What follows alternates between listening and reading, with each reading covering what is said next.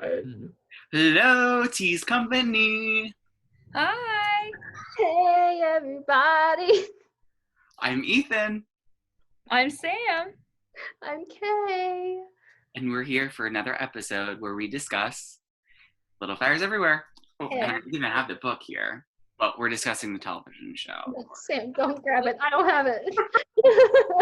I'll pull up a Taryn Fisher book. So, this has been the discussion on social media. Lots of people have been talking about it, similar to like when we talked about Tiger King, of course. But people are obsessed with this show. I've noticed a lot of people are now picking up the book by Celeste Ng. It is so good, and it discusses a lot of things socially, racially, class structure. I think there's a lot of cultural discussions we can have on this. So I think this is really the perfect art piece that we could be discussing right now. For Tease Company. So I guess my first question that I pose to you guys is just what are your general thoughts on the show? I think it poses a lot of different topics at once. And I think one of the topics that we don't really think about is mental health, of course, because both the girls, the moms, they've gone through something very traumatic and like nobody really like talks about that how much. I mean, we see the effects of it, but they obviously never have dealt with any of those issues. So I think that was very interesting. But it kept me on my toes the whole time. I was just like, and then, the beginning, there wasn't much about the past yet. But when I was like, what happened to these people? Like, I just wanted to know so bad. So, like, it really kept me on my toes of like, what happened to them? And it kind of makes all sense. Like, oh, wow, like they went through something. So, I thought it was very well put together. And of course, we kind of already had discussions beforehand how the book is different. So I think that's kind of cool how we get two different perspectives because they are kind of different in different ways. So I've very much enjoyed the series. Yeah, I really liked it. I watched it in a span of a day. Literally watched it. Literally same year, yeah.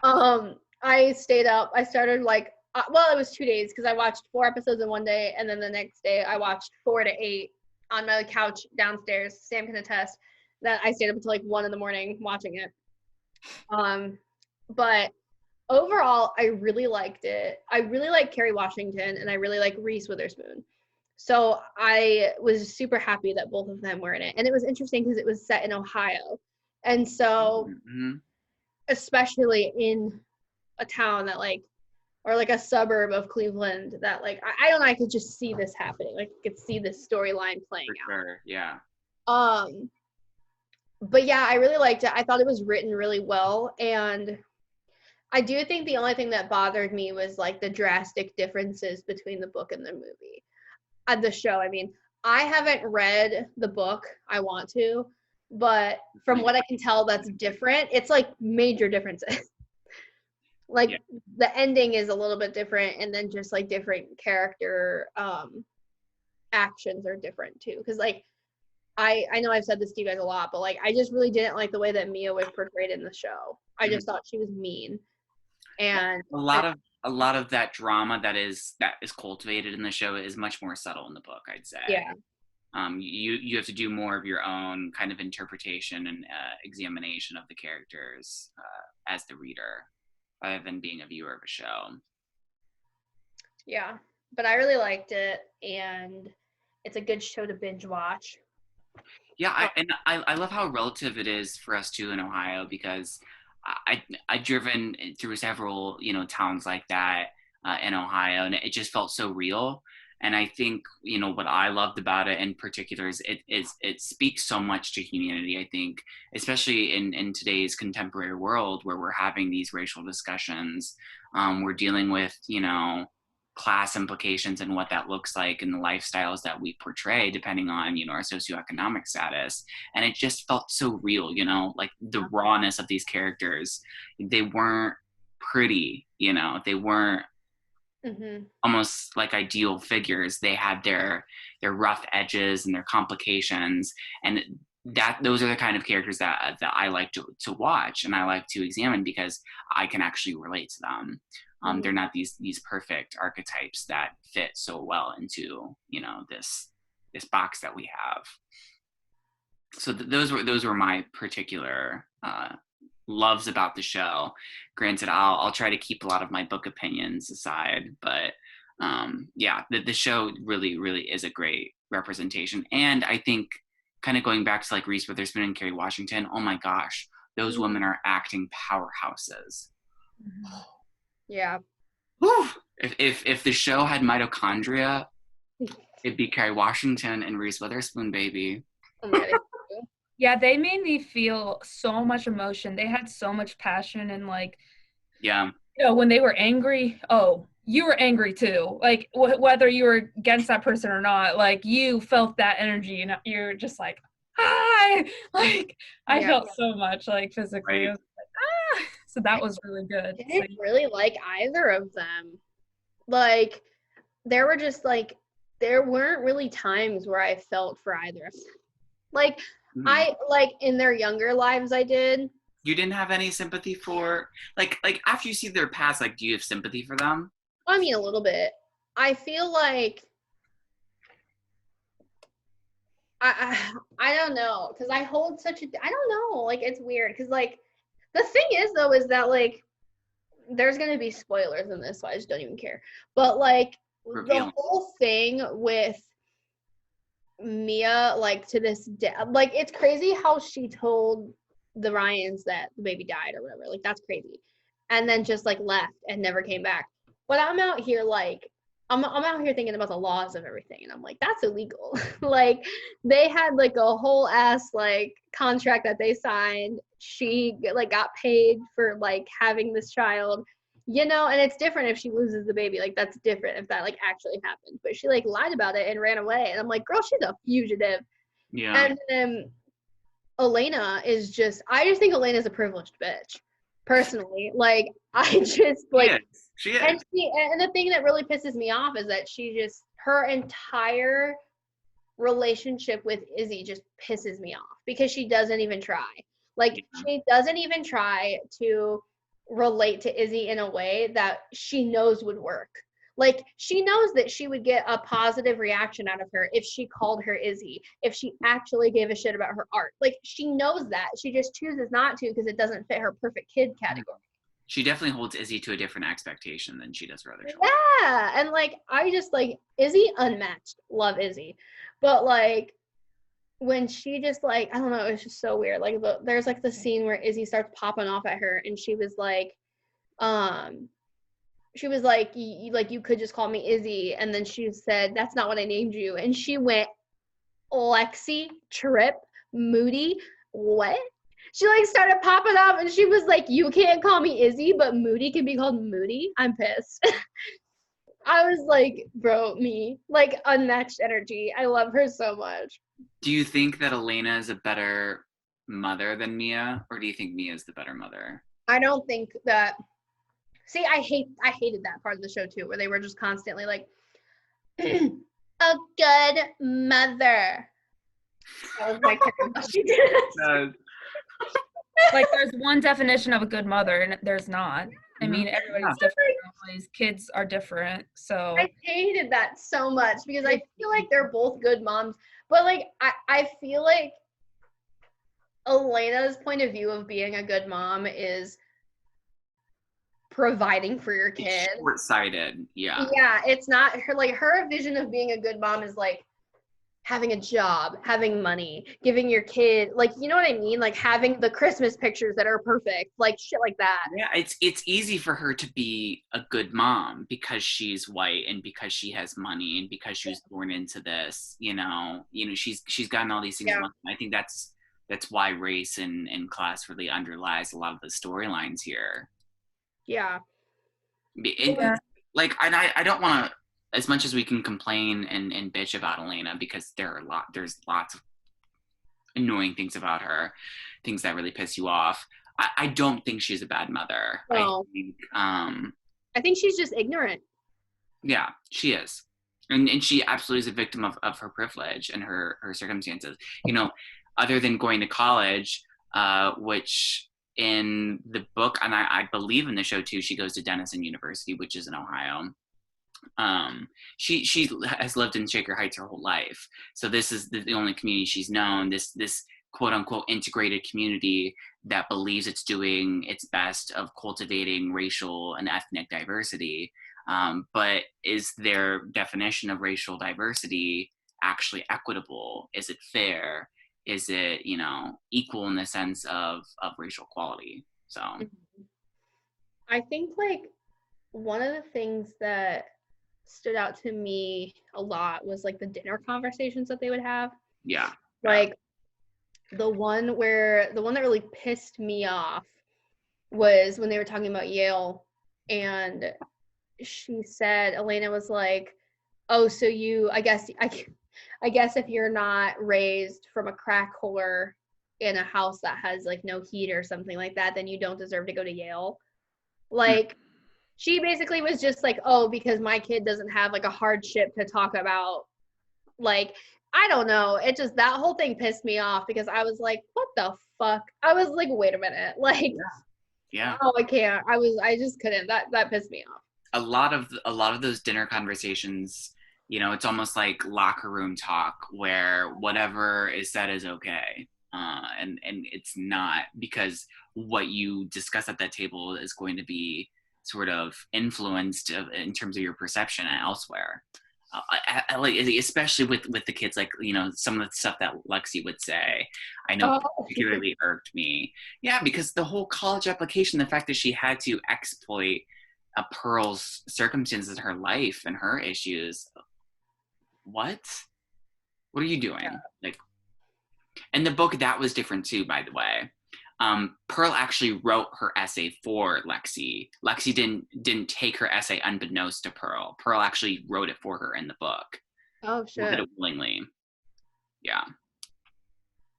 See, that's the whole thing, is that like Pearl, they say so much of like, don't let Lexi take advantage of you, but Pearl gives into it a lot to have friends. Like, I mean, like, I get it. That's good for him. Mm-hmm. But like, especially with the whole abortion thing. Oh, yeah. Using her name. I mean, that's the key point of downturn from there on is when Lexi uses Pearl's name. Yeah. Because then, of course, Elena finds it. Elena went, oh my God, when she was in the apartment and she was like, Pearl got an abortion, da, da, da, da, da, da. And then when she found out that it was fucking her daughter, I was like, I mean, yeah, it really, I don't know, my interpretation, I feel like, both reading from the book and the show and kind of looking at it, I think Elena she is the one to blame. She is what has led to the demise of these characters, of the burning of the house. She is the cause of it. Yeah. I think her and her ignorance and her elitist ideals, it is absolutely the antagonist of the story. Who's your guys' favorite character? Sam, I'll pose it to you first. I don't know. I had other things I was gonna say, but oh shit. Okay, go with that first. No, go with that first. What I was gonna say was, what you were talking about, Kay, with Izzy when she blew up. I was like so proud of her because it was just like her time to let loose. And like I remember I would be like that, like I would hold everything in, and then I'd be like, I'm not taking this anymore, and I would tell my dad how I felt about how he was treating me or whatever, and like. I think what made me mad about the moms was that is how you kind of deal with everything that they've gone through, and like they just turn into bitter, like I'm trying to think of the word. Yeah, they're kind of like just bitter, and they had a grudge against everything that's ever happened to them, but they never really dealt with it or like tried to do anything to change necessarily, like maybe in some ways, but they weren't like the best ways. So I think that's kind of what made me mad. And I was just like, you're just hateful because whatever happened to you, but like they're very stubborn like that. So that's what really pissed me off. Mm-hmm. But obviously I liked Pearl and Izzy because like you felt for them, like you were like, oh my gosh, like Mia was holding all this information from her. They move a lot, like I felt so bad for Pearl. That must have been really freaking hard for her. And then for Izzy, it's just like she was an outsider and nobody really understood her. And like her mom was terrible to her.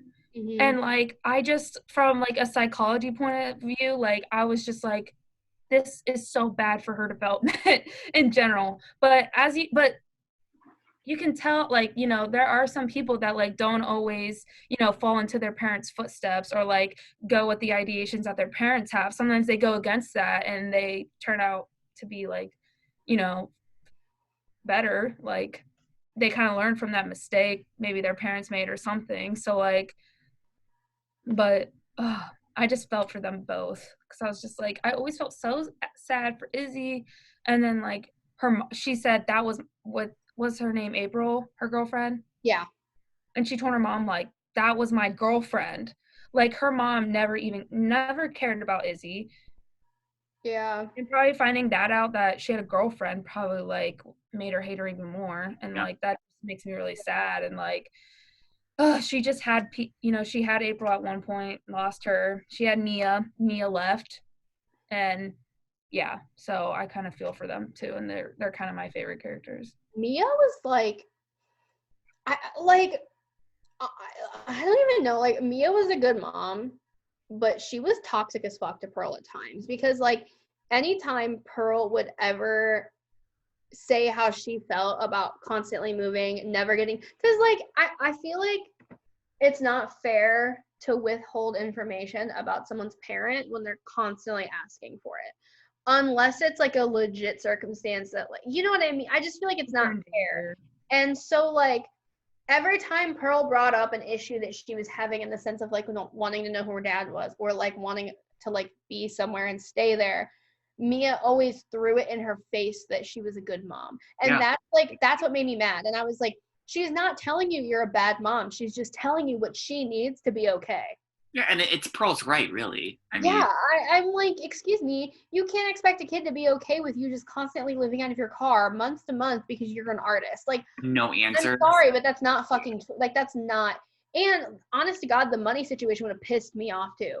If I was living in fucking squalor and then like to find out that like you're a millionaire, that would piss me off too.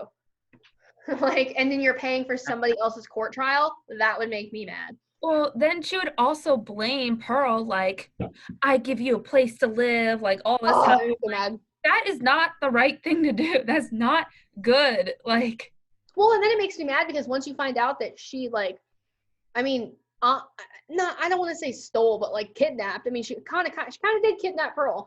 I mean, like, she chose to do that. She chose to do that. Mm-hmm. Like, that was her decision. So when she throws that in Pearl's face of like, I gave you a place to live, like that pisses me off because I'm like, bro, you. Yeah, I think it's her mentality of growing up and being grateful for everything you've been given. So I think she does sort of take that out on Pearl. That's not fair to Pearl. Another way I look at it too is trying to see it from both Mia's and Pearl's perspectives. You know, we all can relate to Pearl in that sense where we get to those teenage years and we want to know about ourselves when we're developing our identities, and we're kind of in this rebellious phase where our parents are constantly nagging us and we kind of just want to be our own independent selves. You know, we can all relate to that. So it's only natural for Pearl to be like, who's my dad, especially at that age? What is my family? What are we doing? Why have we been essential vagabonds this whole time, moving across the country? Like, she needs stability in her life and she's never had that. And that's where I fault Mia, because I get Mia's ideals and I get why she views the world how she does, because she's been so disadvantaged, and it's really unfortunate to see that come into play. But what her fault is and her fatal flaw is that she uses her own imperfections and she casts that onto Pearl, which is not fair. But I think Elena does that too. Oh yeah, they both did. Mothers. So I mean, for me, I think what's even more important in terms of identity, more than race and class and all of that good stuff, sexuality, is what the identity of being a mother is. I mean, because at the heart of the story, you have Elena and you have Mia. Mm-hmm. Yeah, it was blah. I don't know what I'm trying to say. I don't know. Young Elena really made me mad at times. Like Anna Sophia Robb Elena. She just like, Would I she? don't know. Yeah. Like I get it, After but she's then had again, it's like Izzy. what? After she's had Izzy, Yes. and then she goes in off into her lover's arms, Jamie. Bro, honestly though, that'd be me if I had a kid. Literally just crying. I'd be like, I can't do this. Nope. Yeah, I mean the backstory. I mean, for me, that's my favorite episode. I think understanding their backstories and their pasts and the difficulties that they faced. I think that episode in particular kind of highlights why they are who they are. Yeah. What are the difficulties that they faced that sort of make them this player later on in the show, and of course the current moment. I think that makes them who they are. And I think we really have to hold on to that episode, which it might be something good to go back and rewatch the show now that you know that, to kind of see, oh, this is why they made this decision. Like, this is why Mia was so protective and defensive. And this is why Elena is honestly so rude to Izzy and kind of holds her to different standards than she does for other children. I think that episode's really key. I agree. And going back to Izzy, what I love about her character in particular, and the show version of Izzy that is different than the book is that you don't really get to see her exploring her sexuality side in the book. No mention of her liking girls is there in the book, really. I'm sure it's implied at places, but it's never actually discussed in terms of actual events that occur. So I really relate to Izzy in the sense that it's sometimes hard to be understood by your parents. I don't have any siblings, but I think that really affects her identity and who she is going to be later on in life. She's only a freshman in high school, and now at the end of the series, we're kind of left wondering what is going to happen to Izzy. I know. I'm like, is there going to be a season 2? But like, I don't see what kind of storyline they could have for a season 2 unless it was picking up exactly where it was left off. Right. Yeah. I don't know. I think it's so difficult because I go back and forth with what I think is the most important takeaway from the story. Is it Izzy's hardships? Is it Mia's and Elena's sort of conflict? Is it motherhood? I don't know. I think they all kind of interplay, and understanding that combination of all these scenarios, I think that's really what's so dynamic about this. I think it's cool to like think of your own story after. Like, I could say that like Izzy finds Mia and she ends up living with her or something. I don't know, like you can make up your own thing, and I think that's kind of cool. I kind of like it how it just ends. Like, obviously I want to know, like, I know she doesn't like Pearl doesn't go to her dad, she goes to Mia's parents' house, but like I would love to see like the parents meet Pearl and stuff like that. That's what I wanted so bad, was to see the Ryans meet her. And like, but I think it's cool. You can kind of think of your own things of how things end too. Mm-hmm. Yeah, I going back to the Ryans, I don't know if it's their place. It's Pearl's and Mia's life at this point. Should she get to go see them? I think at some point she will as an adult. But yeah, it's just another deep consideration. But I think that goes back to the whole adoption story with BB. Right. I think that's the other kind of critical storyline within the show and the book, is we see what the decision that Mia made earlier in life, where she took her own kid against sort of the standards that society has expected in terms of motherhood and having children. Of course that whole situation is weird, but then it kind of comes to light in a more modern way of this Asian woman fighting for her kid. Right. I think it's very interesting, and it shows you how much the criminal system can be, or court system, whatever you want to call it, is kind of messed up because the dad, who's the lawyer, or the dad of the kids is the lawyer, like, you know, Elena wanted him to ask Mia like about her past and stuff, and dad was like whatever, and then he never did, and Elena's like what the fuck, and the dad was like, she's not going to win. Like, I didn't need to ask her questions because they're not going to win. And it's because obviously she's of a different nationality, you know, like, it doesn't matter. It wouldn't have mattered. She wasn't going to win. So, like, I thought that was really messed up. But I did like actually, one of my favorite characters was the dad, too. He was a part of me because, you know, he was kind of like, all right, I'm seeing the bullshit that's going on in my family. And like, he didn't really do that much to help, but like, you know, him not asking Mia those questions in the courthouse, I was like, oh yeah, go against Elena, your own wife. But like, I thought he was really cool because he would be like, Elena, she like, pissed me off with all her butting into his like work affairs. I was like, bruh, you're ruining it for him. Stop. But yeah, that's all crazy stuff. Do you think Phoebe should have been awarded custody of Mei Ling or Mirabel? Whichever. Honestly, I don't think. I think at this point it should have, but I think they should have tried to give her some visitation rights. Like, I know working at Patchworks, like that would be a possibility. Like, they'd be able to be supervised, and like she did eventually, or she did before trial, right? Was it before or during trial or something? See her trial, yeah. But I don't think that was supervised or anything. I'm not sure. I forget. But like, it was. Okay, well, then I think it should have gone for parenting and the safety of the child and like the stability of everything. It should have gone to, I forget her name, the other girl. But then for BB, right? BB? Linda. Mm-hmm. Yeah, then they should have tried to keep, yeah. They because I know at like Patrick's house, you know, we try to make sure the parents still have a connection with their kid, even though they can't like live together, be together for whatever reasons.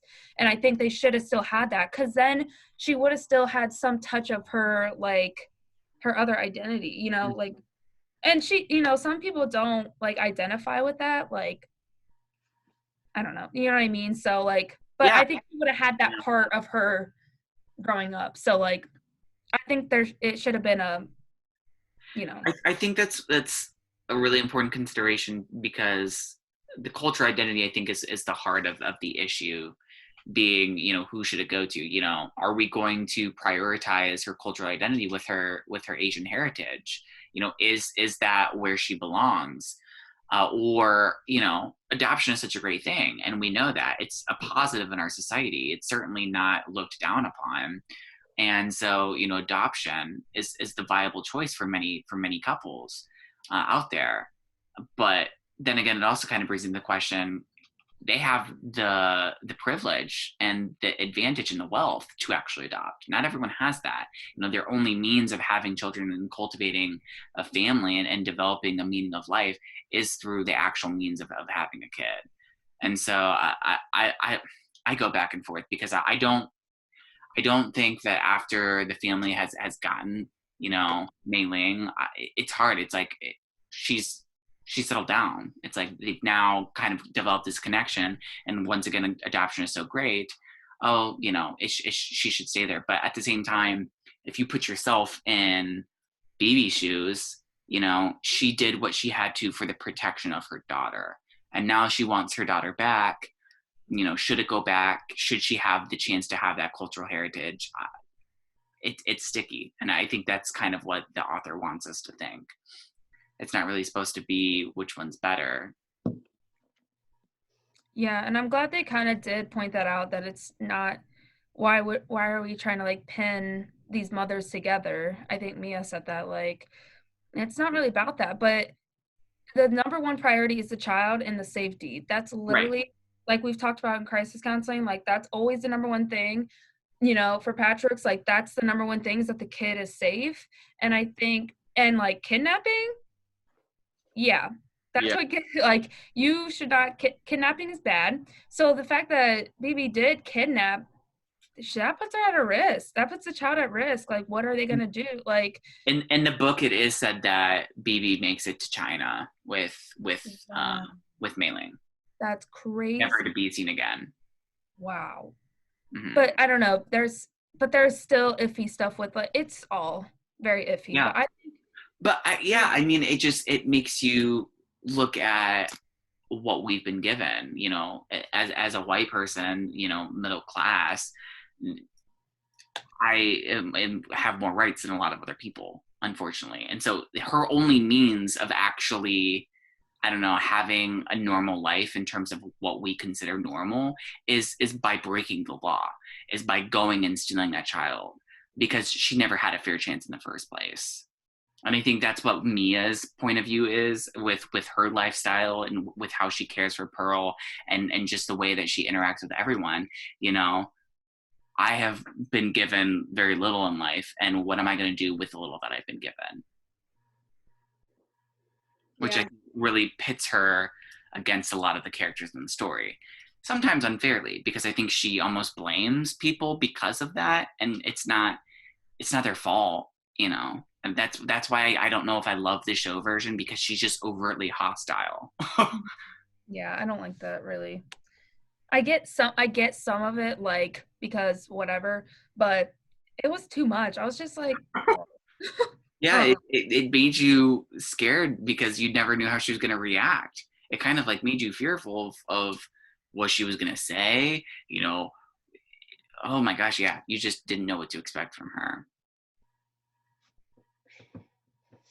I mean, yeah.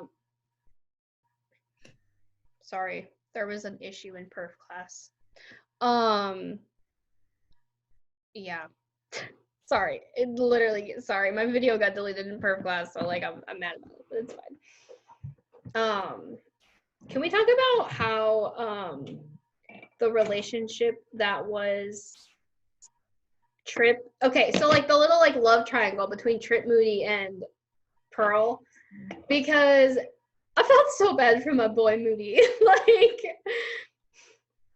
I have to say, I think Pearl and Moody are my two favorite characters. And here's why. As much as I love Izzy and her ability to sort of be an outsider and be developing that, I love the artistic nature of Moody and Pearl, their ability to sort of see the good in everyone and be, you know, just empathetic souls that aren't necessarily angry like Izzy, but you know, they still have this love for life, and they both see eye to eye on that. And I love that sense, these kind of two different identities coming together and creating this bond. I really loved that. And so Trip complicating it frustrated me because I felt so bad for Moody. You know, I am glad that Trip did not take advantage of Pearl, or what, like, because at first I was like waiting for like something bad to happen, but I'm glad that nothing did. mm-hmm. So like that's my take on that. Like, I'm glad that like that would add something else to the story, but like for me, I mean, Pearl initiated it. Pearl was kind of, she wanted to absolutely, you know, have sex with Trip. She was excited. She clearly had been enticed by him since the beginning, the way that she was eyeing him. They make that very clear in the book, and I think they did a pretty good job of showing that in the show as well. You know, she's very much attracted to him. Mm-hmm. You know, which of course differentiates her from Moody, because although her and Moody are very similar in terms of personality and nature, you know, that doesn't necessarily mean that she's going to be attracted to him romantically or physically. Mm-hmm. So it's interesting that she does seem to fall for Trip. Yeah. So what do you think about that, Kay? I mean, I personally I liked Moody more than I liked Trip, but I feel like the relationship worked better with Trip and Pearl. Mm-hmm. Like, I didn't mind Trip as much after I got to like actually know him as like a character. Yeah. But I don't think, for me, I don't think there was any romance between Moody and Pearl. No, there wasn't. It was like just a friendship. A great friendship, yeah. Like. But you could tell he like loved her. So. Yeah, he did. Obviously, the feeling was not mutual. It was not. We've all been there. We have. I was like, speak for yourself. I'm loved by all. No, what else? I had something I wanted to say. Oh, I thought that Jackson Avery was like a completely different storyline than what it was. I did not. Jackson Avery is not his name. For those who are non-Grey's Anatomy viewers. Sorry. Jesse Ferguson. What's his name? Jesse Williams? Not Ferguson. Oh my god. I was talking about Jesse Tyler Ferguson. What an idiot. Sorry. What an idiot. I think the actor's name is Jesse Williams. Whatever. Yeah. I kept thinking that like he was gonna just like, I don't know. I just thought the storyline was so different. Like I did not know that she like whole ass stole a child. I thought that it was just like Mia's backstory is so shocking. I thought maybe he was like abusive, like an abusive boyfriend or something, and she just like ran away and changed her name.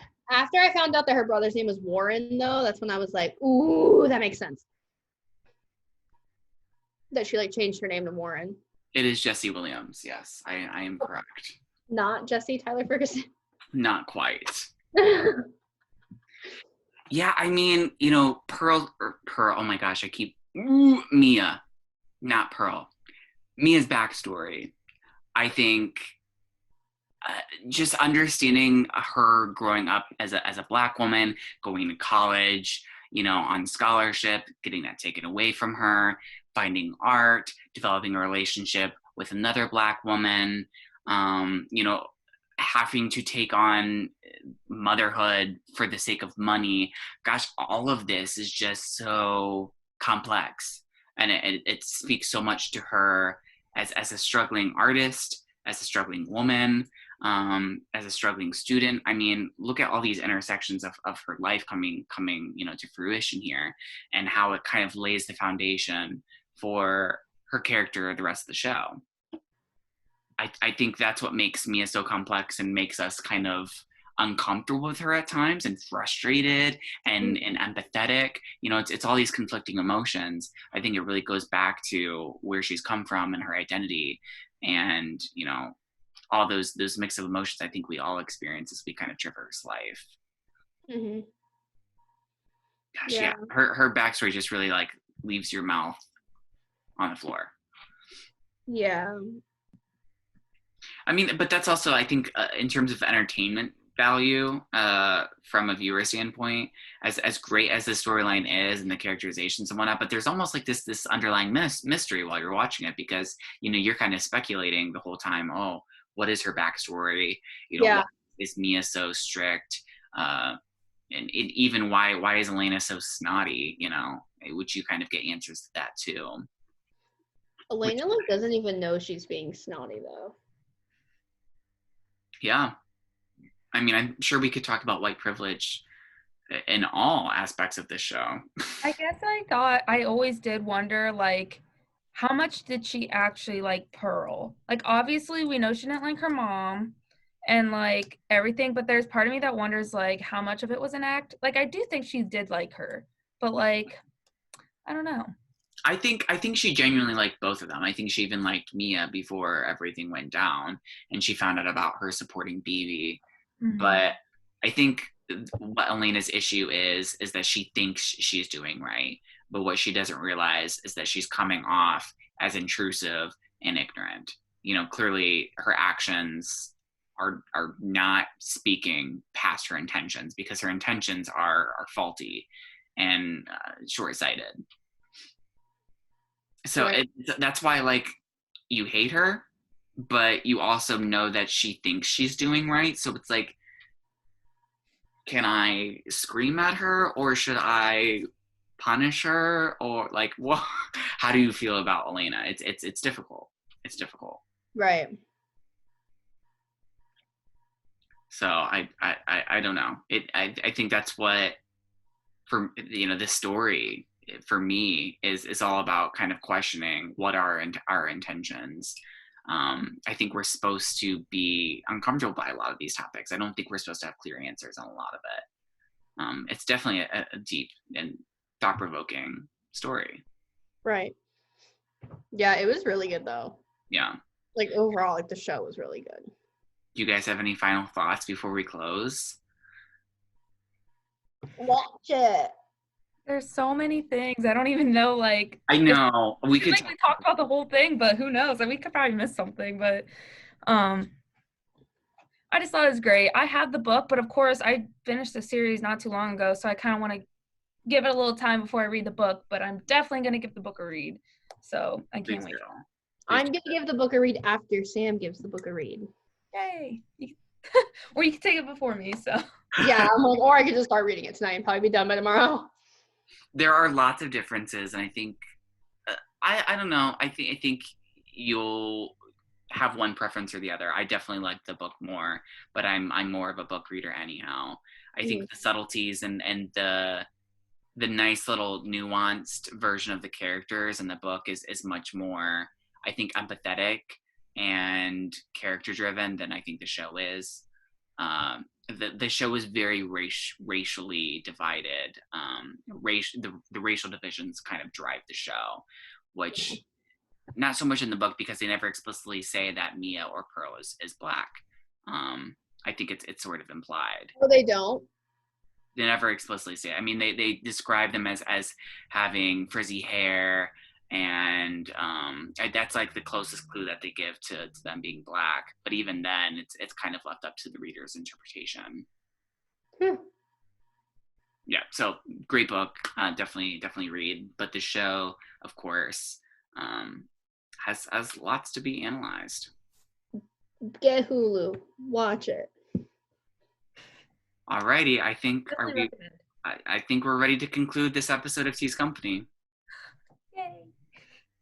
Always by McDonald's. We will be back with another episode soon enough. Bye.